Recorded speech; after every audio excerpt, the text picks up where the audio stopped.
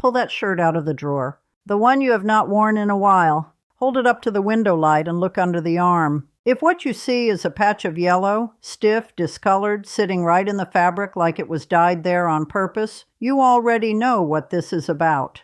That yellow did not come from dirt. It is not just a surface mark. It did not come from not washing the shirt. You washed that shirt. You washed it many times. You washed it plenty, and yet the stain remains. And it is still there, getting darker and a little more permanent each time the dryer runs. That patch costs people real money. White shirts get thrown out over it or shoved to the back of a drawer and forgotten, and a new one gets bought to replace something that was not actually ruined. New shirts are not cheap. A decent white cotton shirt runs anywhere from $25 to $60 these days, and if the yellow comes back, and it always does, you are right back where you started. What I'm going to share with you costs less than $2. The box has probably been sitting in your kitchen cabinet the whole time. There is also something about this problem that is going to make you a little bit frustrated when you understand what is actually causing it, because the way most people try to fix it is the very reason it gets worse.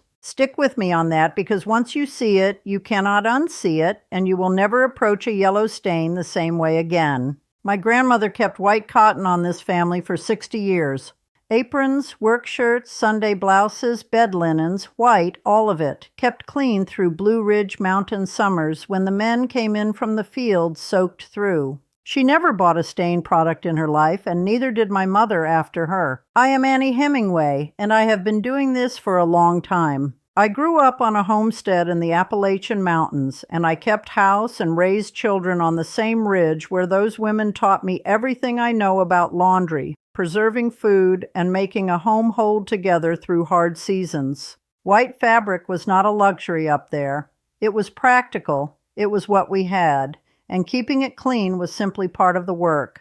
I learned that work young, and I have been doing it for over 50 years. If that kind of knowledge is worth something to you, go ahead and subscribe.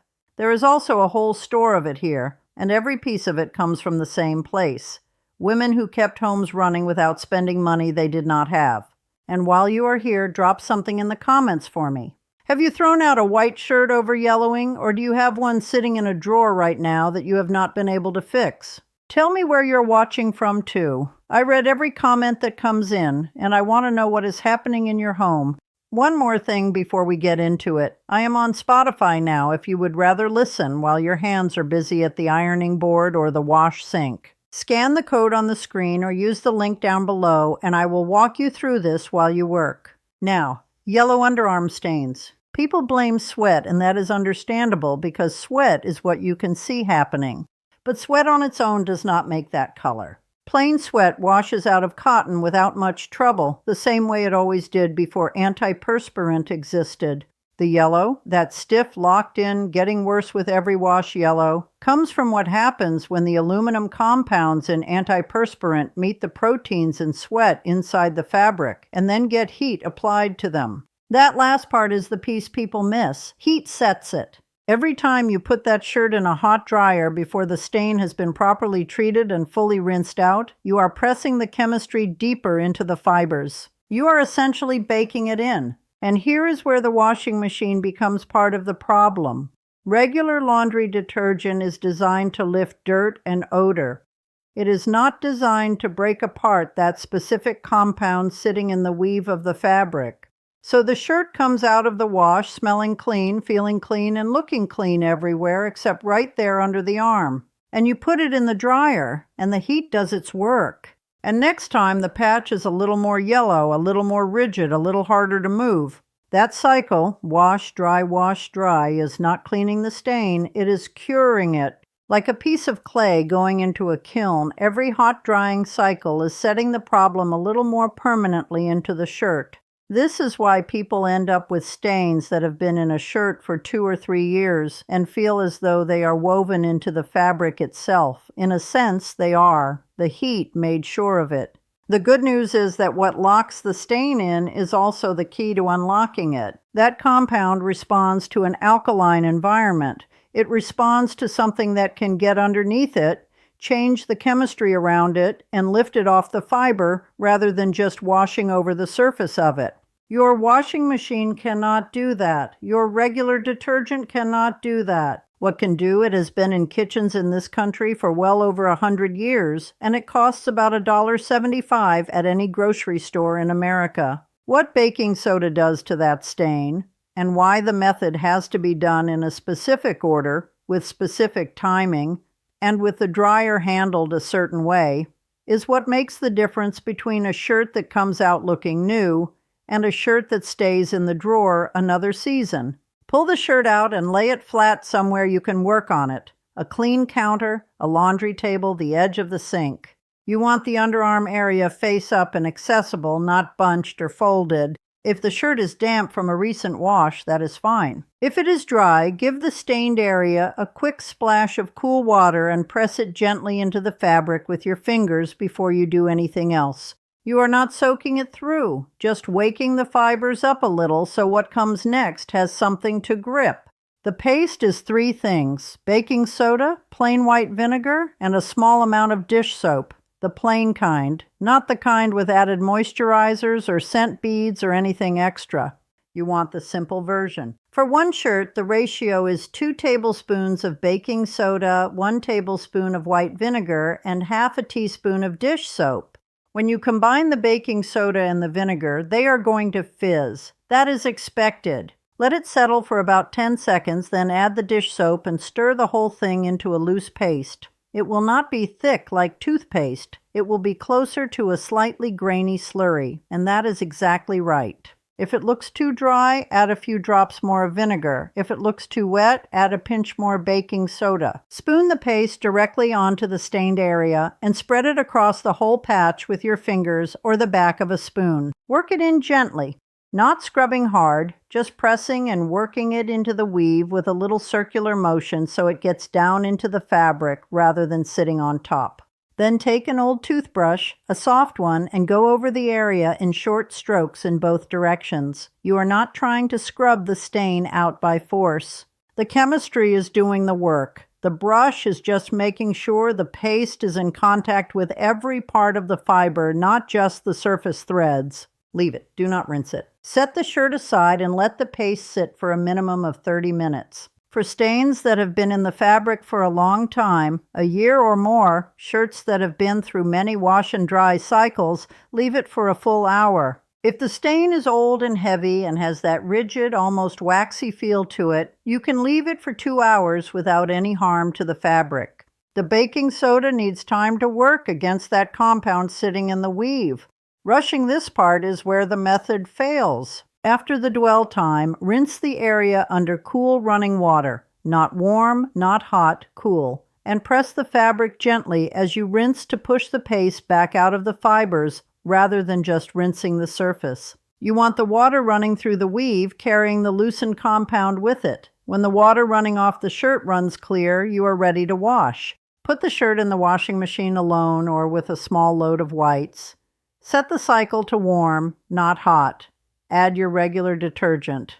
Run the wash as normal. When the cycle finishes, take the shirt out and look at the area before you do anything else. Hold it up to good light. If the stain is gone or reduced to something very faint, the shirt can go into the dryer on a low setting or be hung on a line. If the stain is still clearly visible, if there is still a defined yellow patch, do not put it in the dryer. Hang it to air dry instead, and repeat the paste treatment the following day. Sometimes a stain that has been setting for years needs 2 or 3 treatments to come fully clear. That is not a failure of the method. That is just how deep the chemistry has gone into the fiber over time. The dryer rule is the single most important thing in this whole process, and it is worth saying plainly one more time. Do not put the shirt in a hot dryer until the stain is gone. Not mostly gone. You want that stain to be completely out. Gone. Look at how clean this white fabric has become. Heat applied to a stain that is still present, even a faint remaining shadow of it, will set what is left and make the next treatment harder. The dryer is your reward for finished work, not a step in the middle of it. A word about what this method will and will not do, because that matters more to me than making it sound like a miracle. For stains that are recent, Shirts where the yellowing has been building for less than a year and have not been through too many hot drying cycles. This treatment works very well. The stain lifts cleanly in most cases after 1 or 2 treatments. For stains that are genuinely old and have been heat set repeatedly over several years, the paste will usually lift the majority of the discoloration, but a faint shadow may remain. That shadow is not the same problem as the original stain. It will not darken or spread further, but it may not disappear entirely on a shirt that has been through that many drying cycles with the stain still present. Focus on the care label of a white shirt. Soft focus, imperfect framing.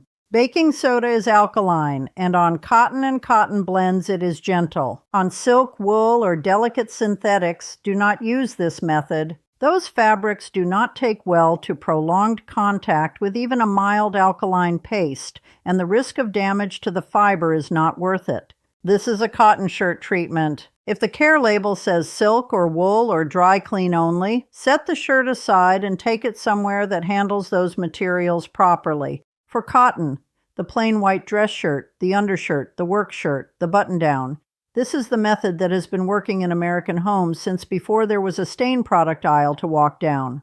The chemistry has not changed. The shirt has not changed. Only the habit of reaching for a box at the grocery store is new. Getting a yellow stain out of a shirt is satisfying work. But the women who taught me this would tell you that treating a stain after it has set is already one step behind where you want to be. The better skill, the one that keeps your white shirts white year after year without ever needing a paste treatment, is a small habit built into the laundry routine before the stain ever gets a chance to form. It takes about 30 seconds and it costs nothing beyond what you already have.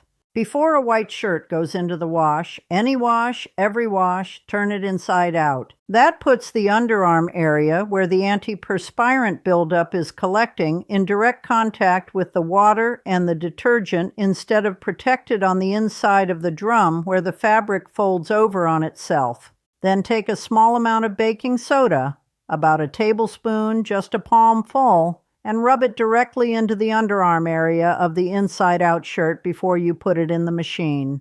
Dry baking soda worked into dry or barely damp fabric sitting against the buildup for the length of the wash cycle gives the alkaline chemistry time to work on the compound before heat ever touches it. That is the whole habit. Inside out, a tablespoon of baking soda rubbed into the machine. Do this every single time a white shirt with antiperspirant contact goes into the wash, and the compound never gets the chance to accumulate past the point where regular washing can handle it. The yellow never gets a foothold. The shirts stay white the way they were when you bought them, not for one season, but for as long as the fabric holds together. One other piece of this system is worth keeping in mind, and it goes back to what heat does. If you are washing whites regularly, once a week or close to it, consider dropping the dryer temperature on your white shirts from high to medium. High heat is not needed to dry a cotton shirt. It just dries it faster. What it costs you over months and years of regular laundering is the gradual setting of any trace compound that did not fully rinse out of the fabric. Medium heat dries the shirt just as well. It takes perhaps 5 or 10 minutes longer, and it stops the slow accumulation of heat damage to the fiber that makes white shirts go dingy and stiff over time, even when they do not have a visible stain. These are not dramatic changes. They are small adjustments to a routine you already have, and the difference they make over the life of a shirt is the difference between a garment that lasts 8 or 10 years and one that looks tired and gets donated after 2. My mother understood this down to her bones. She did not talk about it in terms of chemistry. She would not have used that word. She would have said that you care for the fabric and the fabric cares for you back. On the homestead in the hollow where I grew up, white cotton was not thrown away. White was the color of the shirts my daddy wore to work. Keeping white fabric white was not a small thing. It was part of keeping the household with dignity, keeping it looking cared for even when money was thin. My mother had a washboard and a deep iron tub, and later a wringer washer on the back porch that clanked and groaned through every load. In the summer, she washed outside, water heated on the stove and carried out in buckets, and those shirts dried on the line with the mountain wind moving through them. She kept a tin of baking soda on the shelf above the tub the same way she kept salt by the stove, as a basic necessary thing, not a specialty item. She worked it into the collars and the underarms of every white piece before it went into the water. She did not know the word for the chemistry happening in the fibers. She knew that it worked, and her mother had shown her, and that was enough. Those shirts came off the line white, not yellowed, no faint shadows remaining. Not stiff under the arm, feel the softness. White and smelling like open air, and lasting years longer than anything bought and discarded today. There is a stain remover spray on the shelf at the grocery store right now that costs between $7 and $12 a bottle and lasts a few weeks if you use it regularly. Multiply that across a year, and you are spending somewhere between $90 and $150 on a product that, as the instructions on the back will tell you in small print, works best on fresh stains and may not fully remove set-in discoloration. Read that again. The truth is in the small print. The product sold specifically for this problem tells you quietly in the fine print that it may not work on the version of the problem you actually have. Baking soda costs about $1.75 for a standard 1-pound box. A box used carefully for laundry purposes, not baking, not anything else, just the tablespoon at a time underarm treatment, lasts the better part of 2 months for a household with several people doing laundry regularly. Call it $10 a year. That's a huge saving. Against $150. The choice is clear when you see the numbers. For a method that works on the stains, the spray quietly admits it cannot handle. The detergent companies know baking soda works. The stain remover manufacturers know it too. No secret being hidden here. There is no mystery here, no secret being hidden away. It is clear for everyone to see. The information is simply not profitable to advertise. No big companies want you to know the cheap fix. Baking soda does not need a marketing budget. It sells itself through results. It does not have a brand manager or a shelf placement agreement with the grocery chain. It sits in a plain yellow box in the baking aisle and does its work quietly for the people who know to use it. There is no profit in the old way, and that is why no one is selling it to you.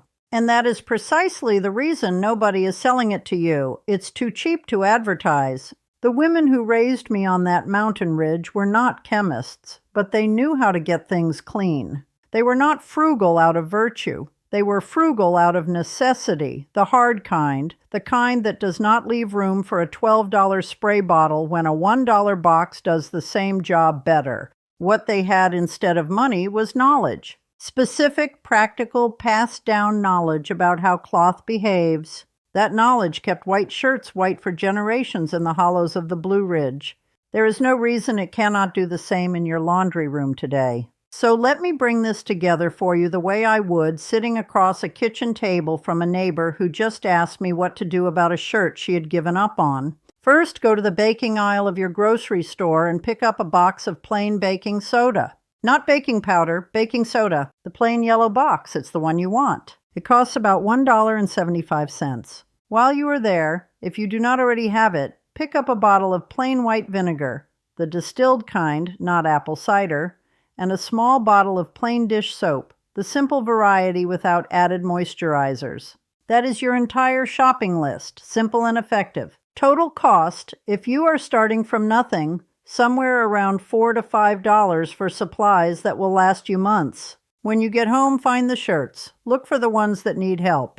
Pull them out of wherever they have been sitting. We're going to fix them. Lay the first one flat on a clean surface with the underarm area face up. If the fabric is dry, dampen the stained area with a little cool water pressed gently in with your fingers. Mix your paste. 2 tablespoons of baking soda, 1 tablespoon of white vinegar, half a teaspoon of dish soap. Let the fizzing settle. Stir it together into a loose slurry and spread it across the stain. Work it in with your fingers and then go over it lightly with a soft toothbrush in short strokes, pressing the paste into the weave rather than scrubbing at the surface. Set the shirt aside, let the treatment sit. Leave the paste on for at least 30 minutes. Patience is key here. For old stains, the ones that have been in the fabric for a year or more, leave it a full hour. 2 hours will not hurt a cotton shirt and will give the chemistry more time to work on what has been baking into those fibers through repeated drying cycles. After the dwell time, rinse under cool running water, pressing the fabric as you rinse so the water moves through the weave and carries the loosened compound out with it. When the rinse water runs clear, put the shirt in the machine on a warm cycle with your regular detergent. When it finishes, take it out and look at the stained area in good light before you make any decision about the dryer. If the stain is gone, the shirt can go on a line or into the dryer on a low setting. If any yellow remains, hang it to air dry and run the treatment again the following day. Do not put a shirt with a remaining stain into a hot dryer. Seriously, don't do it. That one rule, followed faithfully, is what makes the difference between a shirt that comes clean and a shirt that stays stained permanently. For every white shirt going forward, every single wash, rub a tablespoon of dry baking soda into the underarm area before the shirt goes into the machine. That step, done consistently, stops the compound from accumulating past the point where regular washing can handle it. The yellow never gets a hold. It just can't stick. The shirts stay white the way they are supposed to, pure and clean. That is the whole of it. No complicated steps. $2 of supplies and 30 seconds of habit, and the shirts in your drawer that you had written off have a real chance of coming back. If this is the kind of knowledge you want to keep getting, come back and subscribe. Join us for more tips. There's a lot more stored up here. Old methods, simple materials, problems that cost people money every month that do not have to. The knowledge is here when you need it. It's ready for you. And one more thing I want to ask you before you go. Drop it in the comments and I will read everyone. What is the white fabric problem in your house that you have never been able to fix? What's bothering you? A shirt, a tablecloth, a set of linens, a collar that has gone gray no matter what you wash it with? We've all been there. Tell me. I really want to know your laundry struggles. Because the next thing I want to share with you comes straight out of that world. What happens to white fabric over time when the water in your area is heavy with minerals, and how the women in our hollow handled hard water stains on cotton and porcelain long before there was a product on the shelf claiming to do the same thing. That problem and this one are closer than you might think, and the fix sits right alongside what you already have in your hand. Take care of the things in your home, respect the materials. Wash them right, dry them right, and pass the knowledge on to whoever is coming up behind you. Keep the tradition alive. A white shirt kept clean is a small thing, but it's important. But small things done with care, done right, done the old way, those are the ones that last. Trust the old ways.